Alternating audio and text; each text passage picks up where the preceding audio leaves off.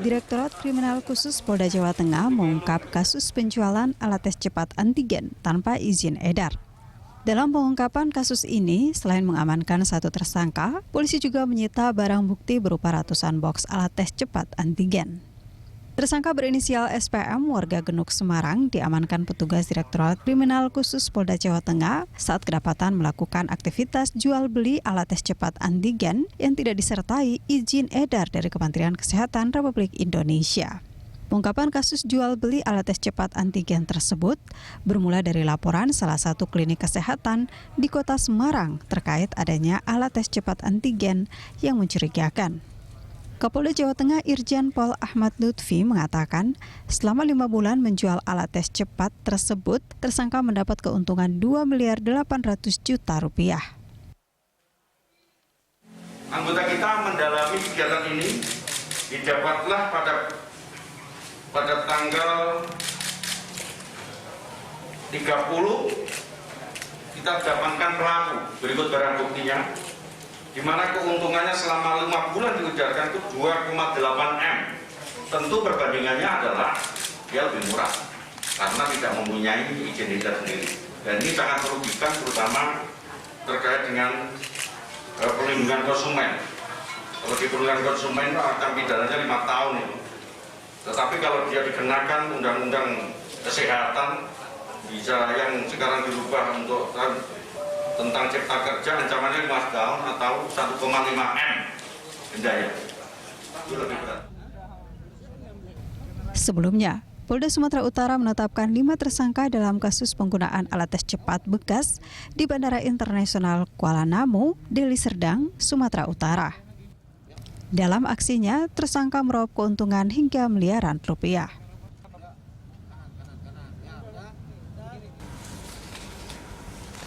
Pemirsa, usai heboh petugas laboratorium mendaur ulang atau menggunakan kembali alat tes swab antigen di Bandara Kuala Namu, kini publik dihebohkan dengan distribusi alat rapid test antigen yang tidak memiliki izin edar di Jawa Tengah.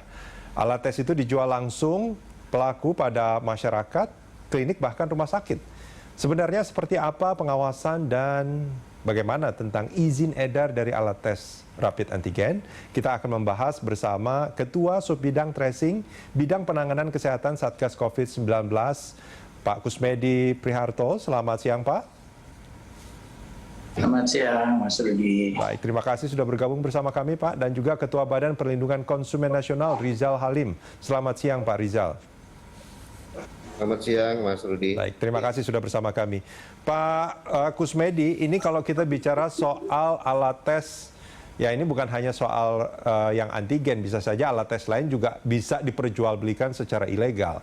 Tapi berdasarkan catatan Satgas COVID-19 nasional sendiri, apakah ini adalah temuan baru atau sebetulnya sudah ada beberapa indikasi-indikasi bahwa banyak beredar alat tes terkait COVID-19 ini yang sebetulnya tidak sesuai standar atau bahkan memang tidak memiliki izin?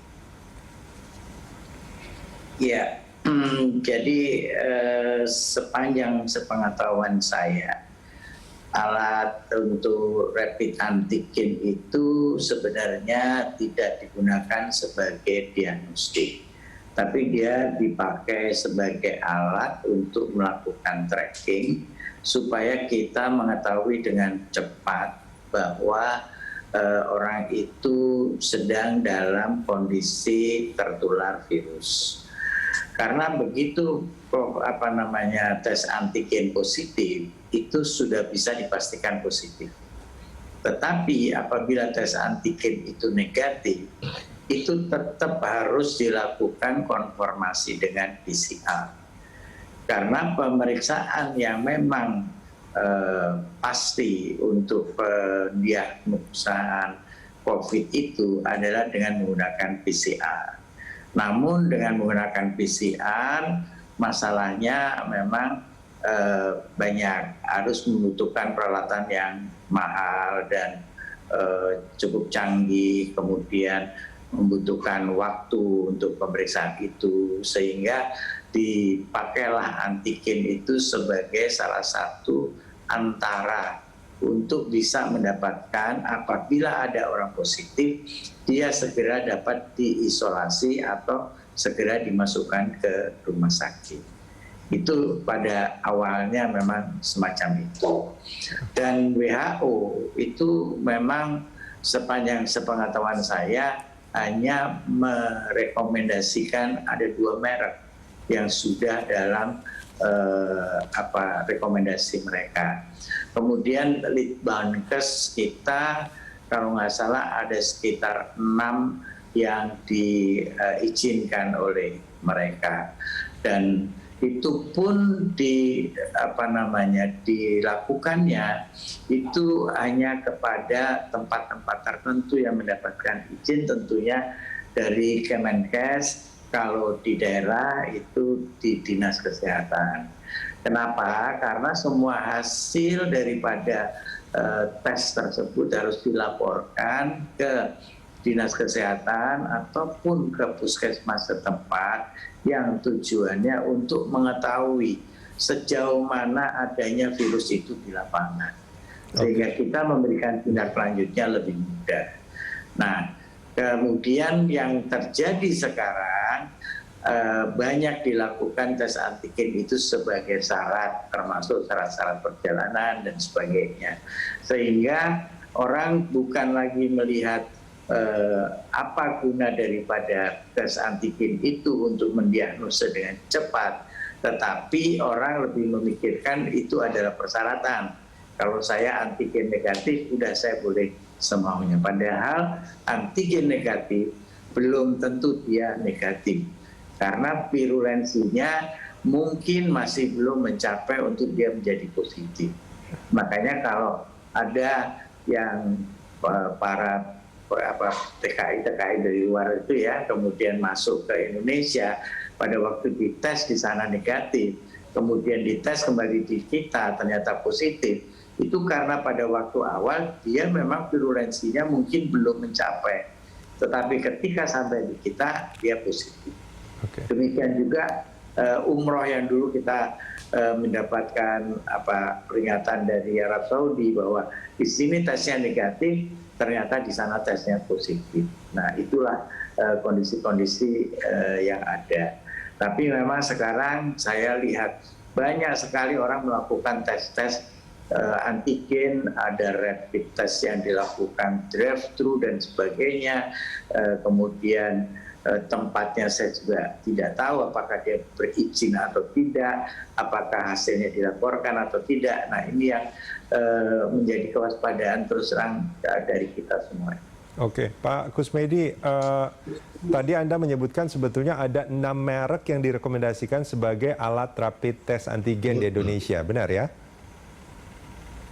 Ya, oleh kalau WHO 2. Ya. Tapi kemudian Litbangkes melakukan penelitian di sini, kemudian dia mereka merekomendasikan ada 6 yang diperbolehkan. Oke, selain yang direkomendasikan, kalau itu digunakan, apakah itu diakui? Secara aturan, bukan hanya antigen saja, tetapi semua barang berhubungan dengan kesehatan, baik itu alat kesehatan ataupun obat, kalau belum dilakukan penelitian baik oleh Litbangkes atau oleh BPOM, kemudian diakui bahwa itu memang valid untuk hasil ataupun cara pengobatannya, dan diberikan izin edar untuk itu, tidak diperbolehkan untuk berada di kita. Kita bisa menganggap itu adalah ilegal. Nah, siapa yang punya hak untuk mengajukan merek-merek alat kesehatan tertentu untuk mendapatkan izin edar? Apakah perusahaan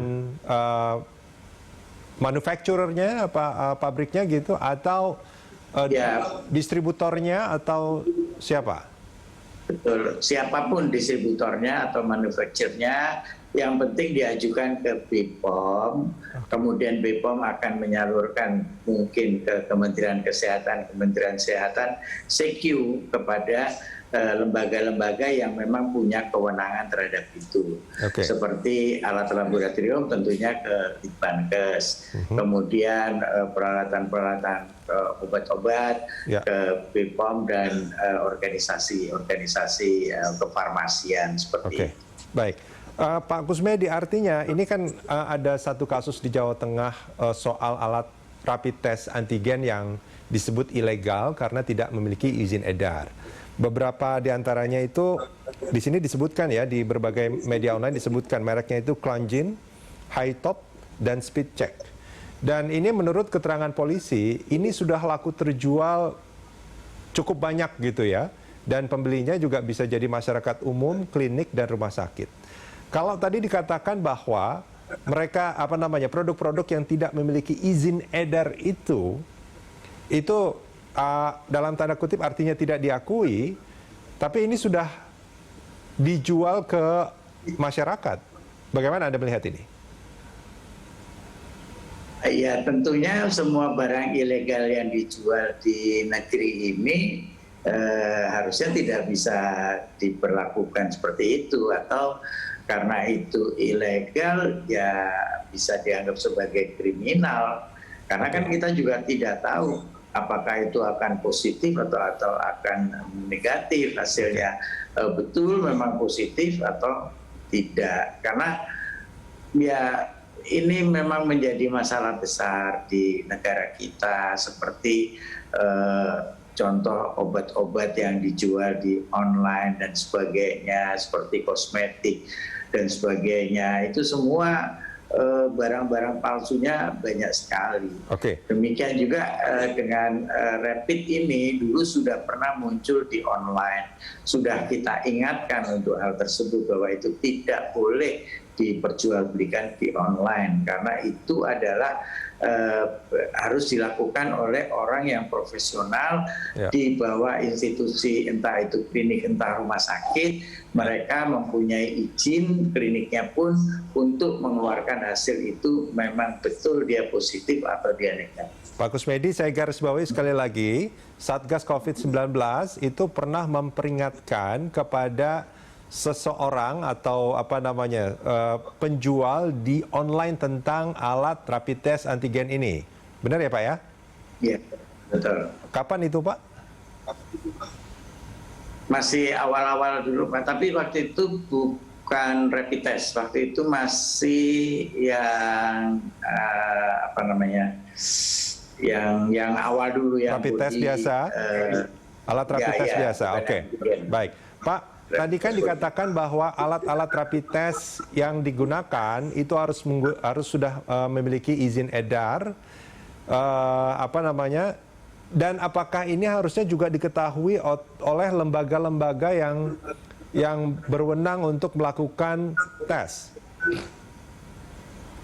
Ya iya, sampai hasilnya pun itu harus bisa dipertanggungjawabkan, karena hasilnya itu dikembalikan, dilaporkan ke dinas kesehatan setempat untuk diteruskan ke puskesmas untuk ditindaklanjuti. Baik, saya ke Pak Rizal. Ini menarik sebetulnya Pak. Memang ini keterangan polisi masih belum lengkap ya. Tapi kalau ketika polisi mengatakan dalam keterangannya bahwa ini dijual ke masyarakat, ke klinik, bahkan ke rumah sakit, ada satu catatan penting sebetulnya dari keterangan Pak Kusmedi sebelumnya, bahwa ada merek-merek yang belum memiliki izin edar, tapi juga digunakan oleh lembaga-lembaga yang berwenang untuk melakukan tes. Begitu nggak Pak Rizal membacanya? Baik, makasih Mas Rudi. Jadi kasus beredarnya rapid test antigen di Jawa Tengah itu sebenarnya memperburuk potret sistem kesehatan kita di Indonesia. Itu satu hal. Jadi saya akan masuk ke tatanan hulu, di sektor hulu. Kemudian tadi ada menyampaikan bahwa ada persoalan, ada beberapa merek dan yang dibolehkan dan yang dibolehkan WHO maupun Kemenkes. Artinya apa? Ada persoalan komunikasi deliverable, informasi ke publik. Yang ketiga, dari sisi hilir ada persoalan dengan penanganan peredaran di masyarakat, termasuk dengan penanganan yang ada di sektor e-commerce. Jangankan obat, Pak, racun aja dijual, Pak. Sianida aja dijual secara bebas. Ya. Dan bisa digunakan walaupun memang ada takarannya. Nah, mari kita lihat peredaran rapid test antigen ini tidak hanya baru kali ini, tetapi di awal pandemi itu sudah ramai. Oh. Sudah ramai sebelum tim Satgas mengumumkan merek-merek yang bisa digunakan dan yang nggak bisa digunakan. Oke. Nah, sebenarnya kalau kita lihat rapid test antigen ini dikecualikan dalam izin edar barang-barang impor. Jadi tata niaga impor barang itu ada tata kelolanya. Izin edarnya berbeda dengan barang-barang yang lain. Nah, tetapi karena situasi pandemi maka dikecualikan. Itu bisa kita lihat dalam keputusan surat edaran nomor HK 0202/4611/2020 yang dikeluarkan 18 Desember. Artinya apa 2020. itu Pak Rizal? Ketika itu dikecualikan artinya sebenarnya apa? karena situasi pandemi, rapid test antigen itu punya kekhususan, tidak mengikuti alur yang biasa pada barang-barang impor yang lainnya. Tetapi bukan berarti tidak didaftarkan, karena Kementerian Kesehatan juga memberikan kemudahan dengan registrasi online secara cepat di http://regalkes.kemkes.go.id. Itu lebih cepat. Dan ini karena perlakuan khusus untuk alat rapid test antigen ini. Nah, masalahnya memang ada masalah. Pertama, ada persoalan komunikasi. Mungkin. Yang kedua, dari sisi di pasar, di sektor hilir, ada persoalan pengawasan yang kurang optimal. Tapi yang mau saya bilang, Mas Rudi, bahwa tadi ada sektor dari sisi hulu di sistem kesehatan kita, kemudian ada dari sisi delivery informasi atau komunikasi publiknya. Yang terakhir adalah di sektor hilir yang ada terkait dengan pengawasan yang mungkin melibatkan teman-teman di Kementerian Perdagangan, teman-teman di Kementerian Kominfo untuk mengawasi e-commerce misalnya. Oke. Itu kan perlu keseragaman pikiran dan gerak yang relatif sama. Ya. Nah, kita punya pengalaman, Mas Rudi, vaksin, jangankan vaksin rapid test vaksin 2016 itu dijual di rumah sakit yang besar loh. Jadi bukan rumah sakit kecil, tapi rumah sakit yang punya nama di Indonesia. Vaksin apa itu, Dan Pak? itu berlangsung Terkait lama. apa itu? Vaksin palsu ya waktu itu ya. Oh, oke. Baik. Vaksin buat Artinya vaksin palsu itu bisa sampai ke rumah sakit yang sebetulnya punya kewenangan untuk menyuntikkan vaksin itu ke orang, gitu kan? Iya. Oke. Buat imunisasi kalau nggak salah Pak Kusmedi ya. Baik. Vaksin buat imunisasi. Pak Rizal, Dan itu berlangsung lama. Oke. Baik, ini menjadi masalah yang nanti akan kita bahas lebih dalam nanti. Pak Rizal dan Pak Kusmedi, kita jeda sebentar, kita akan lanjutkan ini. Kita akan perdalam itu nanti Pak Rizal. Pemirsa jangan kemana-mana, Landstalk masih akan kembali.